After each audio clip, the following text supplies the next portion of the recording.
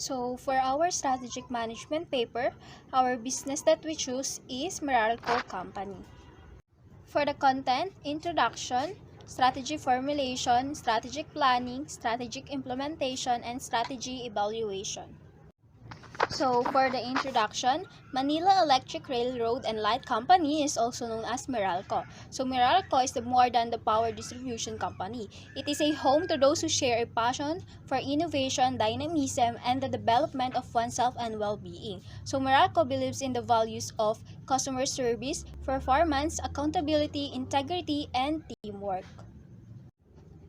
So for the introduction, I will discuss about the key issues of Meralco, strategic plan, and research design. So for the key issues of Meralco, so for the previous year, it was a very tough year for any businesses, mainly due to the various impact of coronavirus, also known as COVID-19. So for the Meralco company, they recognize how challenging it has been to constantly deliver power to stakeholders amid a public health crisis. So for the strategic planning of Meralco, the Manila Municipal Government and the Manila Electric Company held a strategic planning session to ensure that Manila City's medium-term process of developing is in line with Meralco's distribution system plans, ensuring that the city's power needs are met appropriately and reliably. And for the research design, the Manila Electric Company or Meralco is in the Philippines' major electricity distributor. So they provide electricity to Metro Manila, NCR, and in other industrial estates and the suburbs and cities of neighboring provinces.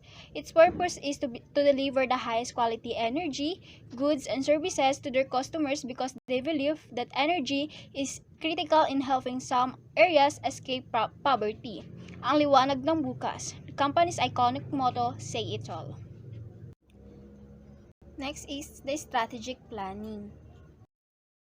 So for the strategic planning, present the business. So the business is the Manila Electric Company, also known as Meralco. So it is one of the largest private sector electric distribution utility company in the Philippines, covering 36 cities and 75 municipalities. So for the owner, director, shareholders, and shareholdings, Meralco is led by the chairman and CEO Manuel M. Lopez, whose family, through direct and indirect holdings, retain control of some of 25% of the company. So there are 11 board of directors. So Manuel B. Pangilinan, Lance Y. Gokongwei, Ray C. Espinosa, Frederick Digo, James L. G., Annabel Lim Chua, Jose Marie K. Lim, Victor Rico P. Vargas, Lydia B. Echos, Artemio B. Fanganiban, and Pedro E. Rock. So for the shareholders, Beacon Electric Asset Holdings Incorporated, YG Summit Holdings Incorporated, and Metro Pacific Investment Corp. So next is the brief history of Meralco. So, in 1903, established as Manila Electric Railroad and Light Company to provide electric light and power and an electric street railway system to Manila and its suburbs. So, the facilities that Meralco built is to provide these two services represented for many years the largest single investment of American private capital and know-how in the whole of East Asia.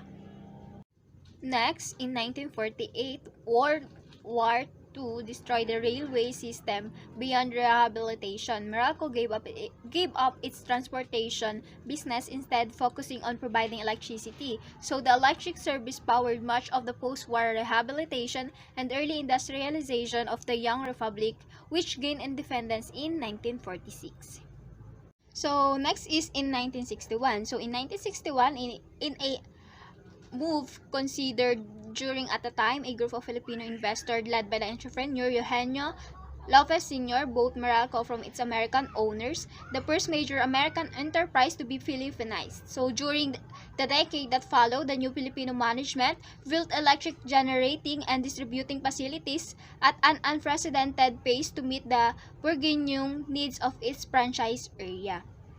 So next is in 1969. So in 1969, Meralco became the very first billion peso company in the Philippines. So this was all the more remarkable because much of it had been achieved without recourse to the government guarantees. So next is in 1970. So in 1970, the Philippine government made its state policy for the government to own all major generating facilities. So Meralco sold its generating plants to the National Power Corporation, and the electric distribution became its core business. So indeed, in the first half of the 1980s, Meralco franchise area tripled in area from 2,678 square kilometers to 9,337 square kilometers. So mainly because provincial consumer prepared the rates and service of Meralco to every other alternatives. So next is in 1980. So in 1980, Meralco, upon the request of the government, organized and operated the country first elevated light rail transit or yung LRT tinatawag system in Manila between Baclaran and Caloocan. So it was reminiscent of the pre-war role of Meralco in the city's streetcar system. So next is in 1995. So in 1995, more than ever, much of Meralco management has been directed towards the organization to react nimbly to the changing structure and environment in which it operates. So despite its continuing status as one of the oldest and biggest Philippines companies, Drives have gone under different name and slogan uh, to the total quality management re-engineering. Next is in 2009. So in 2009, major stock transaction took place and Meralco partnered with two other giant Philippine conglomerates, which is the PLDT and the San Miguel groups. So this synergistic partnership not only led to increased business opportunities and cost reductions, but also to new, expanded, and more affordable services. Next is the vision, mission, objectives, and values of Meralco. So for the vision to be a world-class energy solution provider, powering the nation and empowering the people today and for generation to come. And for the mission to provide the customers the best value energy solution reliably, affordably, superbly, and sustainably. And for the values, they have an excellence, customer centricity, sustainability, integrity, innovation, bayanihan, and malasakit.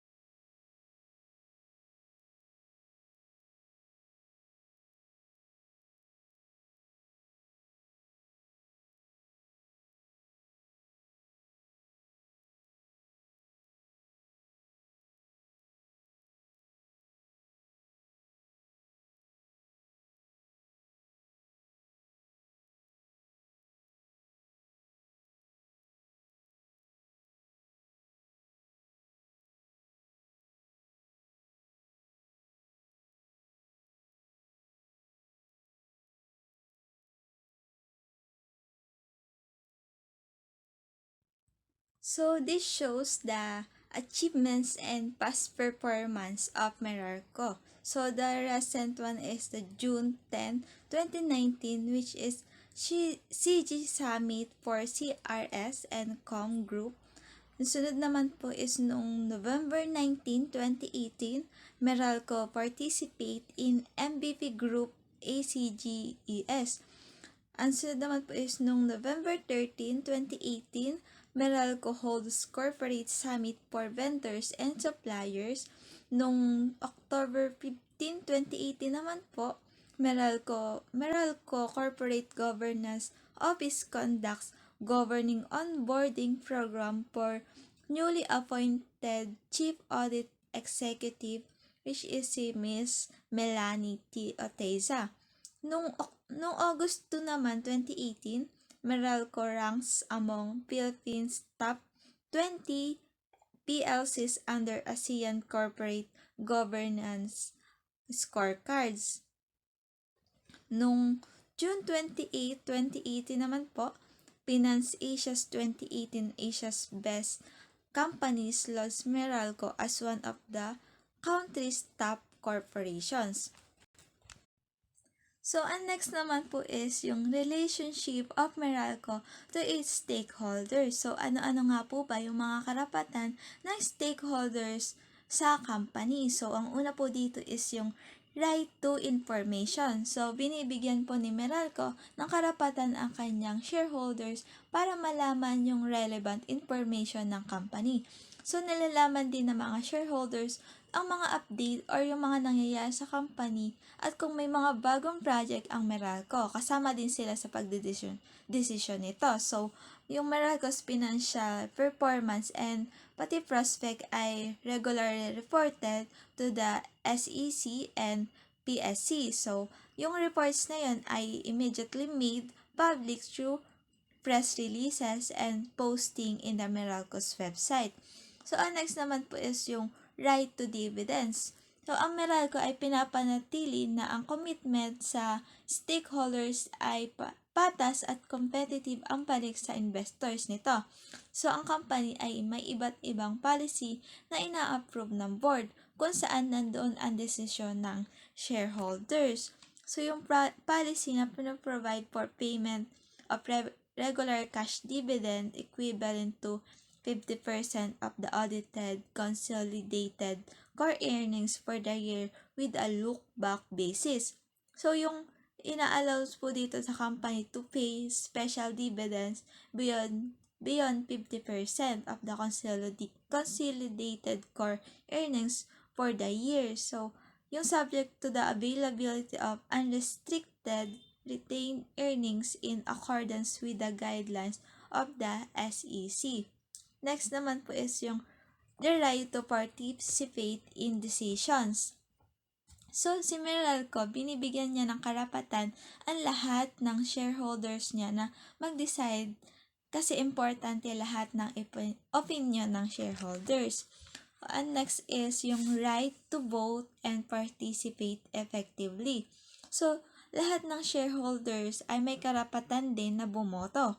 So, ayon sa kanilang kagustuhan at malayang nakakapag-participate din sila sa lahat ng events ng Meralco. So, dito naman po malalaman yung competitive strength and weaknesses ng Meralco. So, yung competitive strength and weaknesses. So, what is the strengths of Meralco? So, una dito is yung brand equity. Ang Meralco ay matagal din na nakaagapay sa ating buhay. Siya ay nagbibigay liwanag sa bawat bahay. So, matagal na din na pinagkakatiwalaan ang Meralco ng bawat Pilipino. So, ang next na strengths po niya is yung employee development programs. So, ang Meralco ay patuloy na nagkakandak ng mga seminars para sa kanyang mga employees. So, sa pamamagitan nito, mas mai-improve pa ng mga employees ang kanilang personality at skills. So, ang bawat training ay nakakatulong din para sa mas magandang performance sa trabaho at mas magiging successful ang company. And next naman po is yung what is the weaknesses of the Meralco. So, ang iisa lang po ito is yung re-entry in power generation business. So, according to S&P, this would weaken the capital structure and financial risk profile of the company since it would be result to additional debt to fund this new project. So, kahinaan ng company din ang pagpondo sa bawat bagong projects since ito ay malaking risk na gagawin ng Meralco. So next is the environment. One Meralco thinks about sustainability in terms of local, regional, and global aspiration for sustainable development. So consequently, it has identified important economic, social, and environmental sectors where its operations have a positive effect and added value and has matched them with a larger sustainable development strategy. So this mapping aids one Meralco in addressing obstacles, establishing priorities, and achieving the strategy's sustainability goals. So succeeding the GRI standards, one Meralco was able to identify, prioritize, and solve the major concerns of stakeholders through the materiality assessment process. So the group defined its content themes through this proceeding, so which included a series of talks with important people within the industry separate business entities that reflected their individual stakeholders' issues. The group business drivers and objectives were established and these commercial plans connecting linked to clear sustainability targets by the senior management team. So Meralco different companies and subsidiaries participate in a total of 23 sessions. So, the Meralco places its client at the core of all it does. So, Meralco launched a Customer Experience Transformation Program or the CTP to better serve consumers and improve their experience. So, yung CXTP is aimed to empower customers throughout their journeys or interaction with Meralco from services application through inquiry handling. So Meralco Online, for example, is a concrete output of the program that allows residential and corporate clients to access and manage their accounts at any time from any location. So Meralco Online allows customers to monitor and pay their bills, check their account status, and report outages via Meralco website or a mobile app. So Meralco guarantees that its workers work in a safe and welcoming environment. External environment factors. Test. One of the external environment factors of Meralco is the COVID-19 pandemic, but Meralco remains steadfast in its mission to keep the lights on for all its stakeholders, despite the challenges and risks posed by the COVID-19 global pandemic. Through a strong culture of good governance and responsible management practices, Meralco maintained their firm commitment for their social, organizational, and environmental responsibilities while ensuring that their long-term strategic goals and objectives are achieved. Informatics. According to Meralco, there are three kinds of alerts for expected rotational brownouts. The first one is the white alert, which means there is an enough electricity supply. The second one is the yellow alert, which means there is low electricity supply. And the last one is red alert, which means there is an insufficient electricity supply. Industry and competitor factors. Porter's 5 forces framework analysis. The first four is the threat of new entrants. Given the current position of Meralco, it is least likely to happen that competitors will enter its market since it would be difficult for them to compete with a company that is already established and trusted for more than 100 years. Entrants who dare to compete will be a lot farther from where Meralco is now, resulting to difficulty in gaining market share. The second one is the threat of substitute products or services. We are in a world where resources are limited. As to electricity, some of the alternatives for fossil fuels, commonly used for generating electricity, are solar panels, wind energy, and water turbines. However, these are not good substitutes since these energy resources are too expensive and have limited capacity. In addition, these sources, those feasible, still have lots of drawbacks that cannot be controlled yet, but with advancing technology, these might be better sources of electricity in the long run. The third force is the bargaining power of customers. Meralco is the sole provider of energy power to a wide area in the country. The company is not greatly affected by this force. The fourth one is the bargaining power of suppliers. Meralco only buys electricity from independent power producers that operate generating plants. Since the company is very dependent on its suppliers, it would be difficult to continue business if these IPPs would refuse to sell their electricity to Meralco.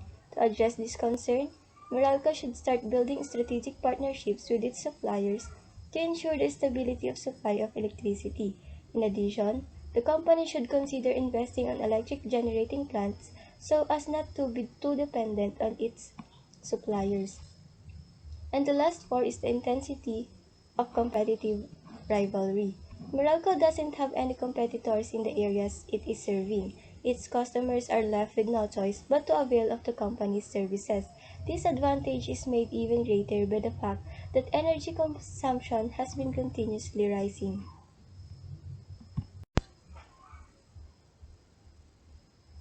SWOT analysis. Strengths. Meralco has been the Philippines' biggest company of electrical power, making it additionally the health force of decision. It is Metro Manila's electric power merchant and holds the power appropriation establishment for 22 urban communities and 89 districts, including the entire of the National Capital Region and the exurbs that structure Mega Manila. It is likewise the most pay-creating power provider in the Philippines. With the idea of the business, establishment development can be proposed to territories to consider a bigger market extent in the country. Weaknesses.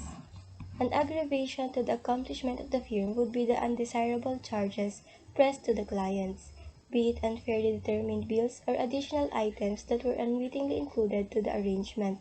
A few shoppers have communicated their interest regarding this badly arranged and regularly unsatisfactory debate with the organization. The possibly poor maintenance of the company's facilities and equipment could be the culprit at large. Putting resources into its development would be energetically suggested, as it is altogether for the smoother and more proficient assistance that the firm wishes to ensure its esteemed purchasers.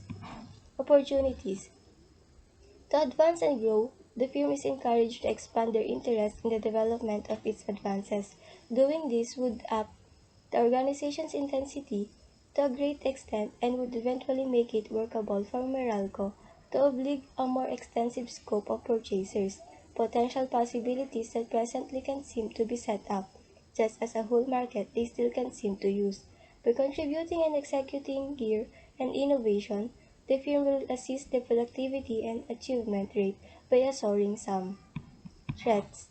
Every single firm should fight its rivals, just as dangers to attractiveness might come sometimes. For example, the undeniably enormous and wild number of pilferers, just as the expanding number of sunlight-based energy and sun-powered charger clients take steps to steer the result and send the organization to a descending twisting.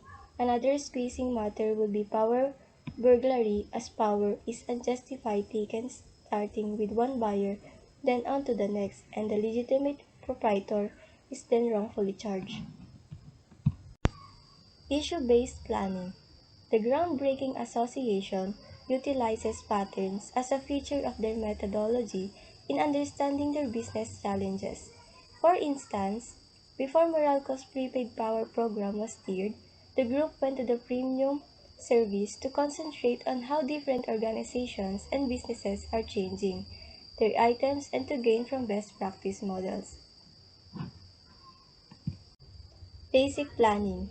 To support Meralco's long-range plans, predictable development, and solid monetary position, it is significant that the chiefs, officials, and all workers stick to and execute a Code of Ethics or COE.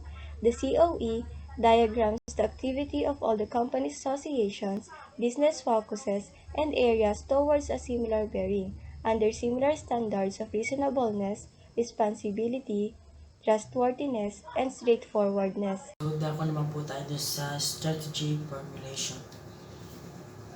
So, ano po is setting goals. So, our objectives is to give the finest value, energy solution to our customer reliable, affordable, excellent, and long-term. So, our principles is yung excellent po. So, sabi po dito is yung mga nagiging decisions or yung magandang excellent, yung magiging feedback ng mga consumer, and next naman po is yung customer orientation. So, dahil nga po nasisiyan sila sa amin o sa service na binibigay namin para sa mga consumer o sa mga tao, so nagiging lakas or nagiging strength po namin yung pagbigay po na ng feedback para mas maging improve pa yung aming services sa mga tao. So yung sunod po is sustainability. So it's a heart of all we do. We aim to protect the environment and empower our people. So sa ating economist, so protektahan natin yung mga kapaligiran natin at yung mga nagiging benefit, kasi mas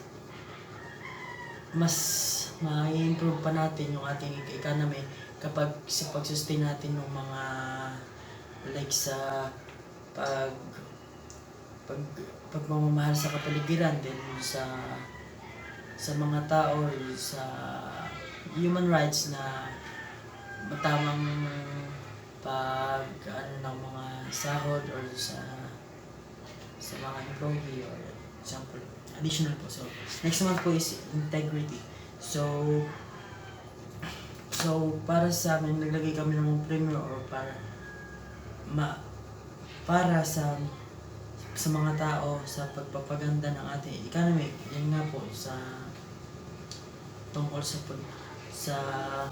pagpapamahala sa buong mundo yun. So naman po yung innovation. So sa habang lumilipas ng mga araw, yun nga po, is pinapabuti namin yung pagpaprocess para maging mas mabuti o yung maging mas mabilis yung process namin, or nag-invent kami ng ibang way para mas gumanda yung aming services at para sa mga tao is yung paggamit namin ng technology. Next naman po is determine the key performance measure and target. So, performance area, yan makikita po natin yung performance area, performance measure, targets, which is output and time frame, and person unit responsible. So, una po is financial performance. So, yan po yung mga performance measures yan, yung mga gross profit margin, net profit margin, capital, yan po, mga example po sa output naman po niya is increased core net income to 10 to 15%. Yan, nakita na po namin yan sa internet na, for example, or yung time frame which is 12 months. And yung mga responsible po syempre accounting department. So next naman po is customer and market performance. So yan po, sales, growth, lifetime value, customer, cost of customer acquisition. So target po is commercial volumes, and retail trade have growth rate rise by 20%. So nandito lang po yung yung PPT po namin. Ito po natin. So, time frame po niya is 1 year. So, ang responsible po is marketing department. So, next naman po is internal efficiency and effectiveness. So, ang kanya pong performance measurement is ratio of useful output to total input performance quantity and quality rating scale appraisal. So, kanya pong output is efficiency, energy efficiency solution, heating, ventilation, and light retrofitting. So, time frame po niya is 3 to 5 years. Yan, ang responsible po natin, yung responsible is managers. So, long-term development and innovation. So, performance measurements is annual R&D budget as a percentage of annual sales, number of EDs submitted by employees, percentage of sales from the past year. So, yan. Ang kanyang mga pong target is electric vehicle solution, comprehensive solar solution. So, ang kanyang pong time frame which is 2 to 6 years. And yung responsible is planning strategy. Okay, so usunod po is apply the appropriate tools in formulation such as stometries, Boston Consulting Group, Metric Space, and CVM. So, kung makita po natin sa table is yung sa y-axis is internal factors and sa taas naman po is external factors. So, po tayo sa topic of Meralco. So, strength is number 1 po is brand equity, and number 2, employee development program. Number 3 is the outstanding operational performance. So, ayan po yung mga strength ng ating metric. So, ang weakness naman po natin is yung re-entry at the power generation business at unwanted charges. Yan. Yan po. Yan. Makikita natin at ma-encounter natin sa pagdating ng panahon. So, opportunities. So, doon po tayo opportunities na internal pa. So, sole provider. Number 2 naman po is increasing demand for electricity. Increasing energy consumption and customer loyalty. Yan. Yan po yung mga opportunities na pwede natin na gawin para mas mapabuti ang ating services sa mga tao. So naman po is strength and opportunities. Focus on demand, focus on demand, pasensya na po, nakota na po.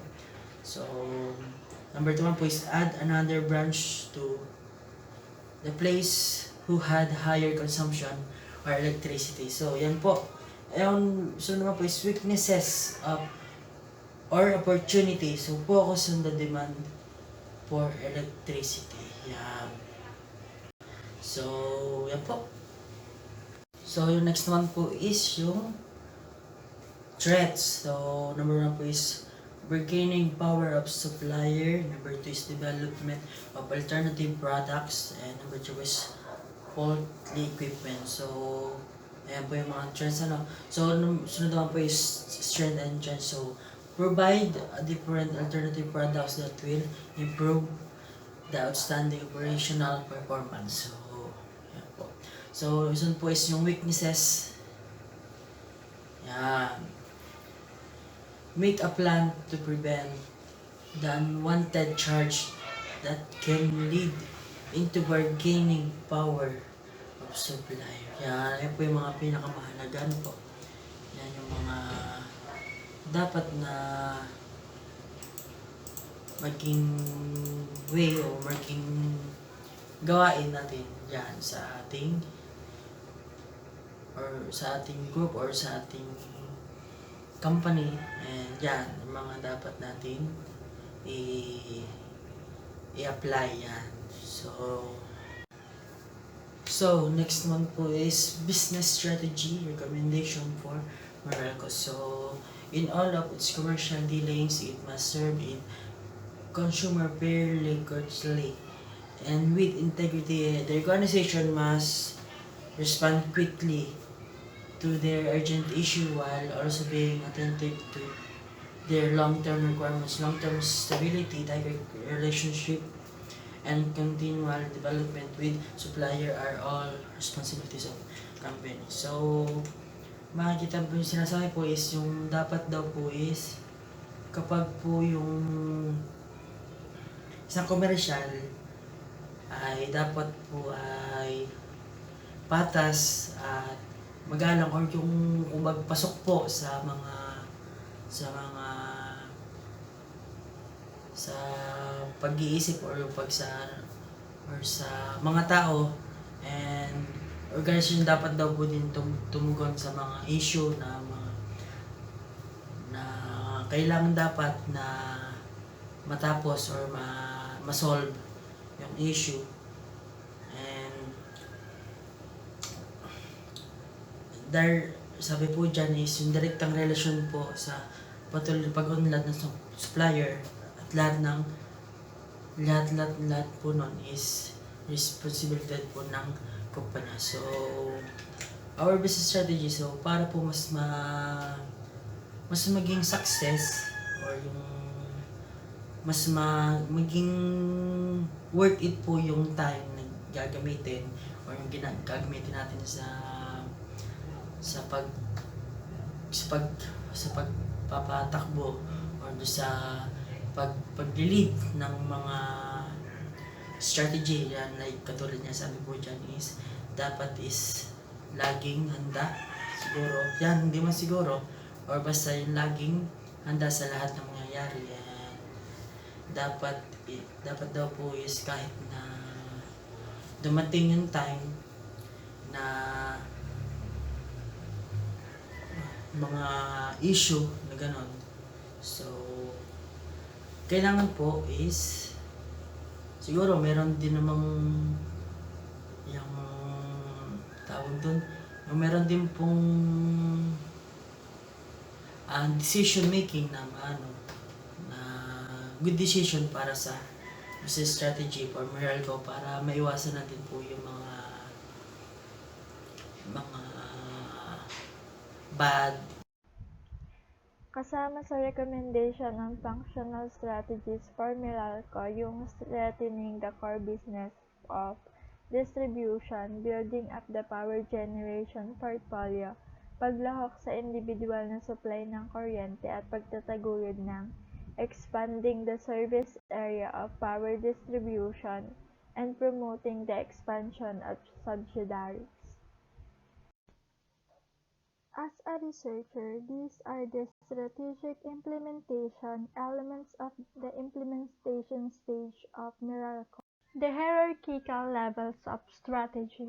Number 1 is corporate or directional strategy. Dito, dapat labanan ng bawat negosyo ang mga competitors nila tulad ng dapat nitong labanan ang mga threat to its disability. Possible kasi nalilitaw ito in the standpoint. Halimbawa, ang mga walang alinlangan na massive and wide, habang lumalaki ang bilang ng mga filterers, tumataas din ang bilang ng mga sunlight-based business. Kumbaga, gumagawa ng hakbang ang mga client na gumamit ng energy and sun power changers to influence the outcome. Second is in-business or portfolio level strategy. Dito, nagre-respond ang Meralco sa pagtaas ng load sa region ng service nito through sa pagpapatayo, karagdagan ng mga planta ng kuryente, mga asset para sa distribution upang mag-approve, mapataas ang capacity ng system at malesen ang mga panganib. Yung mga external disturbances at mapabuti ang kakayahang umangkop sa pagpapatakbo to support sa pagtaas ng energy consumptions in the franchise region habang mananatili din ang standards from around the world and locally. Nagsasagawa ng initiative to forecast energy consumptions, gumagamit ang Meralco ng iba't ibang mga techniques upang sapat na makapagplano for the future as well as to identity ang mga select sector na may mataas na growth. Infrastructures was needed as soon as possible. Third is functionals or parenting level strategies. Dito, ang mga Meralco ay nagre-respond sa pagtaas ng load sa service region sa pamamagitan ng pagbuti ng mga distributions asset upang madagdagan ang existing infrastructure. To support, pataasin ang capacity ng system, minimize exposure to external disruptions, and pagbutihin ang kakayaang umangkop sa operational nito. Habang sumusunod sa mga international at local na pamantayan ang expanding energy demands in the franchise area, gumagawa ang Meralco ng maagap na diskarte sa pamamagitan ng pag-aasam ng pagkonsumo ng energy gamit ang iba't ibang pamamaraan, pagtataya ng mga requirements, gayon din ang pag-identify ng mga region na may mataas na growth so that the infrastructure may be planned sa isang napapanahon na paraan. Corporate governance. In corporate governance, despite the obstacles and hazards, nagdudulot ng global epidemic of COVID-19, nananatiling nakapokus ang Meralco to keep the light on para sa lahat ng stakeholders nito. Nananatili silang tapat sa kanilang mga tungkulin sa lipunan, organizations, and environment, while achieving ang long-term strategic goals and objectives. Thanks to strong culture of good governance at mga responsableng management practices, katulad ng mga Securities and Exchange Commission, Philippine Stock Exchange, ang Philippine Dealing as Exchange Corp at iba pang relevant regulatory bodies have created at nagpatupad ng mga corporate governance code, rules, and laws na ganap pa rin na sinusunod. In the role of the Board of Directors, the Board of Directors ay sinisingil ng pagtaas ng stockholder value sa pamamagitan ng pagtaguyod ng long-term performance and ensuring sa pagiging competitiveness at kakayahang kumita nito with its vision, mission, and sa layunin ng company. Ang pagpili ng management ay mahalagang responsibility of the board. The role of top management. Si Attorney Racy Espinosa ang chairman ng Management Committee.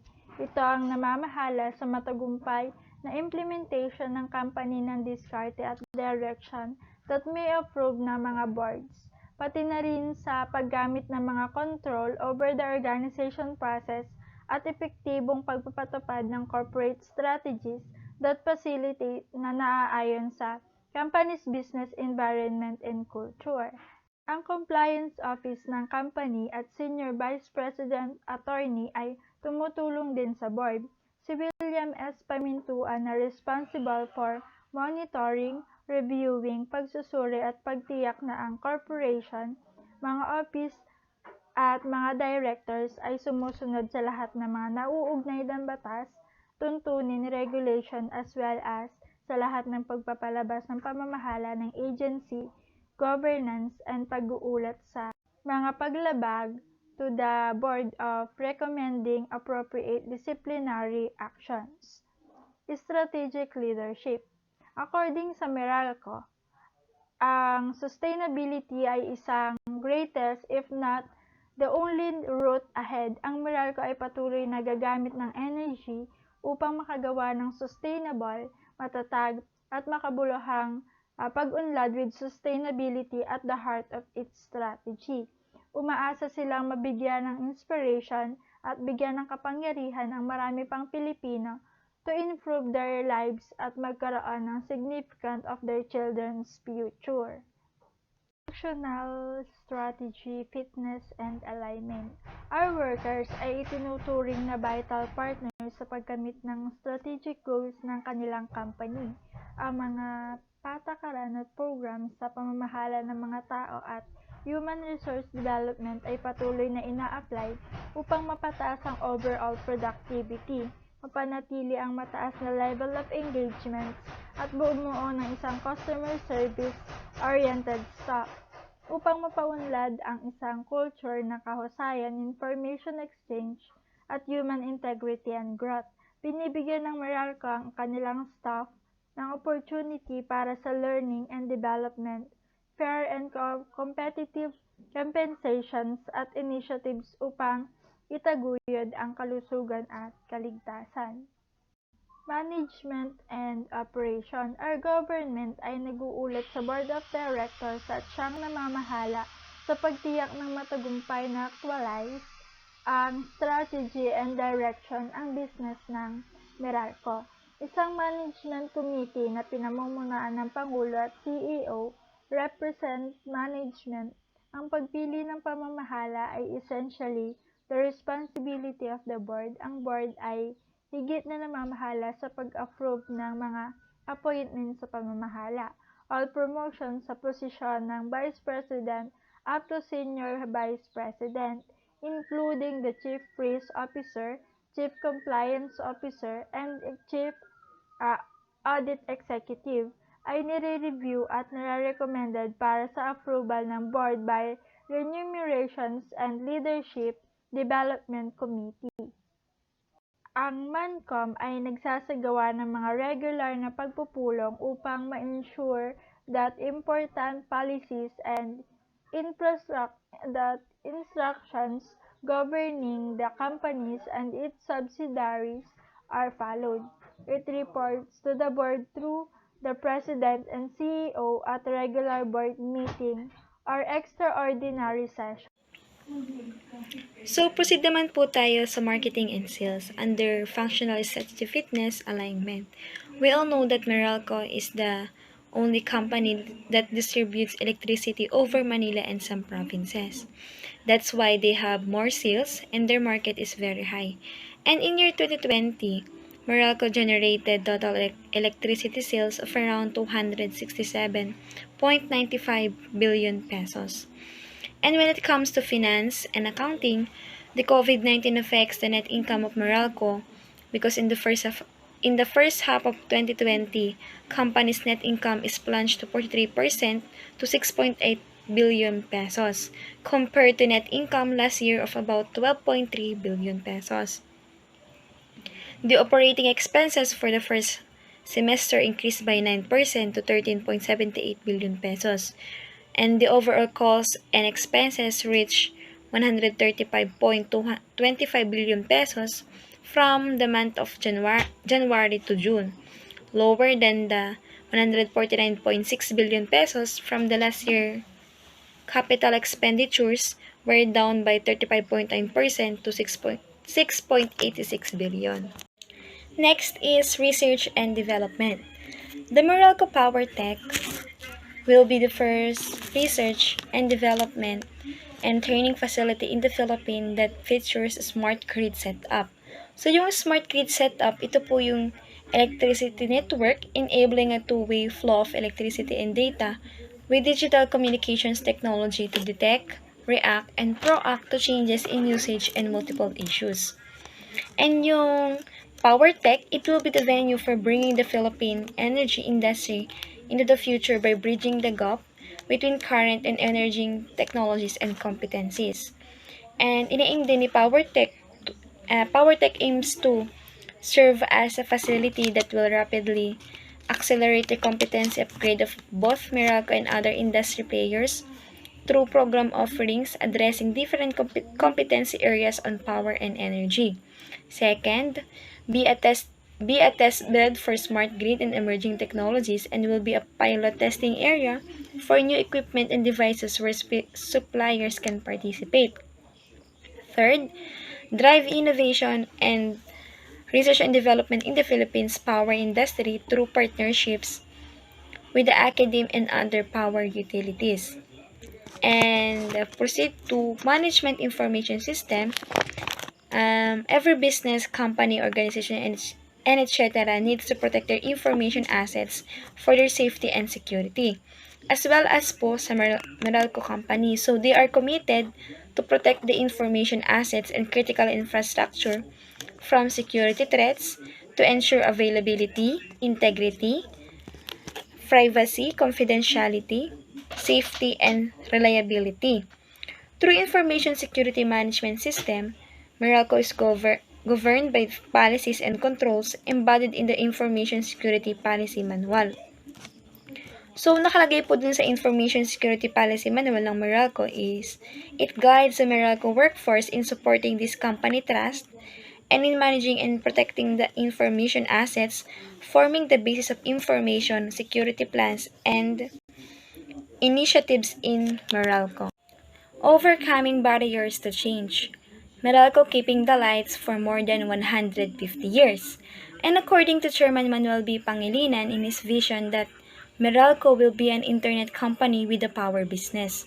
So becoming an internet company, it means embracing organization wide digital transformation to deliver seamless customer based on transparency. And then, tools in the implementation stage. So, yung una po is synergistic strategy. So, it is a directional strategy where two independent firms agree to combine resources to establish a greater than the value of the two firms prior to acquisition due to economies of scale. And there are two synergistic strategic action, which is the horizontal and vertical integration. So when we say horizontal integration, it is an action to strengthen the company's position in the industry by way of acquisition, merger, or takeover of a competitor in the same industry value chain. So the example of it are the MGen, or MGen is a wholly owned subsidiary of Meralco that develops highly competitive and reliable power plants and ensure the provision of adequate, reliable, and affordable power to commercial, residential, and industrial customers in the Meralco franchise area and in other areas which may benefit from its supplies of power. Then, second is Spectrum. Wholly owned subsidiary of Meralco focused on renewable energy. It brings 100 years of electrical knowledge and experience to provide end-to-end technical expertise. And when we say vertical integration po, and it is an action where a firm usually expands to strengthen the company's position in the industry by way of acquisition, merger, or takeover of another company along the industry value chain. So here's the chapter 5 of this research, which is the strategy evaluation. So we can see here the table on how the Meralco shows their performance area, performance measures, target and actual output and time frame, and the person units responsible. So here's the table. So dun po sa performance area, we have the financial performance. And the performance measures here is the gross profit margin, net profit margin, working capital, current ratio, quick ratio leverage, debt to equity ratio, inventory turnover, total asset turnover, return on equity, return on asset, and operating cash. And the output is that increase core net income to 10 to 15%. And the time frame is 12 months. And the actual output is net income plunged by 43%. And the time frame is 6 months. Then unit responsible is the accounting department. So next naman performance area is the customer and market performance. So in the performance measures, sales growth, lifetime value of customer, cost of customer acquisition, and the target output is the commercial volumes, and retail trade have growth rate rise by 20%. Then the time frame is 1 year, and to the actual output, energy sales were down by 7% to 21,139 gigawatts per hour. And the time frame is 6 months to 12 months. And the units responsible or the person responsible is the marketing department. Then next is internal efficiency and effectiveness.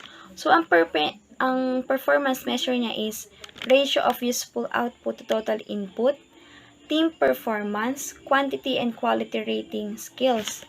And then yung target output niya is energy efficiency solutions, heating, ventilation, and light retrofitting. So yung time frame niya is 3 to 5 years. And the actual output is the energy efficiency solutions, heating, ventilation, and light retrofitting. So, ang time frame naman niya ay 2 to 4 years. And the person or units responsible for this is the manager. Then, last is the long-term development and innovation. So, ang performance measure niya is percentage of annual sales, number of ideas submitted by employees, percentage of sales from the past years. And yung target output niya is electric vehicle solution and comprehensive scholar solutions.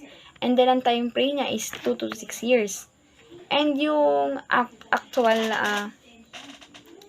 target niya is actual output niya is electric vehicle solution and comprehensive solar solutions. The time frame is 3 to 6 years. And the person or units responsible for this is the planning or the strategy team.